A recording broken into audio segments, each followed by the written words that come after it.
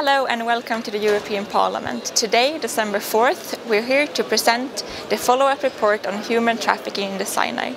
I'm here together with Swedish Eritrean journalist Meron Estefanos and Professor Mirjam van Reisen. You're two of the three writers of this report, and I would like to start with you, Meron. Maybe you could tell me about the kidnapping from Eritrea. How is that conducted? We've been hearing about kidnappings from inside Eritrea, especially targeting children, which is around border area of Sudan. So this has been happening since 2010, 2011, 12. But now what we see a new trend is that people are being kidnapped also from inside Asmara, the capital city, which is, there's an example, for instance, a mother of three who had a meeting with her business partner, and she told her oldest child that she would be back in a few hours, that she had a meeting. And this is a woman that never had no intention of leaving Eritrea. So the next thing she remembers is she was in downtown Asmara and then she woke up in Sudan. So she doesn't know how she got there. Her family in the West, they were being extorted. They were asked to pay $10,000. So she paid, the family paid. They promised that she would be released in Sudan, but she never did. Instead, she was taken to Sinai, and then the second ransom was $35,000. So they paid for her as well. There are many similar cases like that of people that had no intention at all to leave the country. Then small children, especially 14, 15, some of them are 9. We have many testimonies of this, and this is a new thing. So this is all new information regarding the kidnapping from Eritrea, but how do you think this started? Why are they now targeting people who have no intention of leaving the country? I mean, it was never about those that leave the country or not. It was always about the money.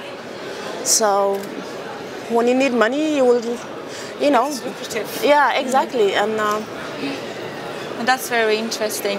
Yeah, because in some cases, you know, we have, in those testimonies that we have, some Ethiopians would get kidnapped, and then they would torture them and say, until you reach Sinai, make sure you say that you are Eritrean, because nobody's interested to buy Ethiopians. So for that reason, then they would bring them to Sinai. All the way they would have to say that they are Eritreans. So the target is always Eritreans. But what I see also a lot in the interviews is that there is a cooperation between the military, the border surveillance units of Eritrea and the soldiers police in Sudan. So in a way what happens is that basically they are brought out of the country by the border surveillance unit and then handed over, sold to the police or Rashida or security. It can be different configurations in the Sudan, and then they are transported to Sinai. So that is how the route develops. And so in terms of the ransoms, it starts with relatively small amounts, and then the amounts grow bigger and bigger until they skyrocket in Sinai itself. How much can the ransom be in euros? Well, I mean, we have said not to say the highest amount and so on, because it's kind of a market thing. At Tilburg University, we're saying we also don't want to contribute to develop the ransoms higher, but it's very, very high. And so as an average, what we have used here is 20 to 30,000, which means that if we made the calculations of the entire route, over the period 2009, when it started, up to the end of this year, we come to a total of $600 million US. That is the value of this business. So you can see that it is very lucrative, and that it allows to be. It also allows the trafficking networks to really protect themselves, and that is part of the problem that we now have.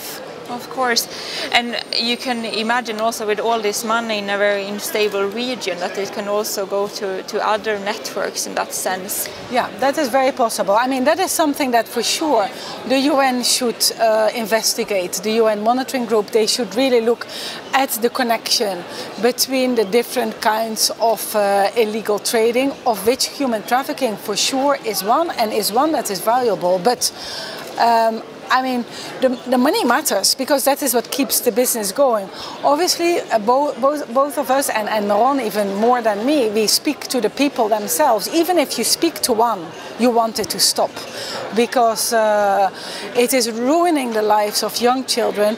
They are becoming younger and younger. At first, in the first round, the first book, they were, you know, they were kind of between 20, 25.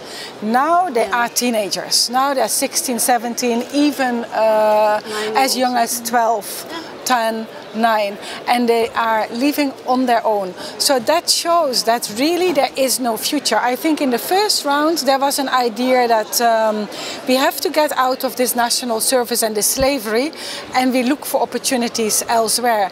But now these young children, they're really scared, so they're really going at a young age to not be trapped, and then they get trapped in the Sinai trafficking.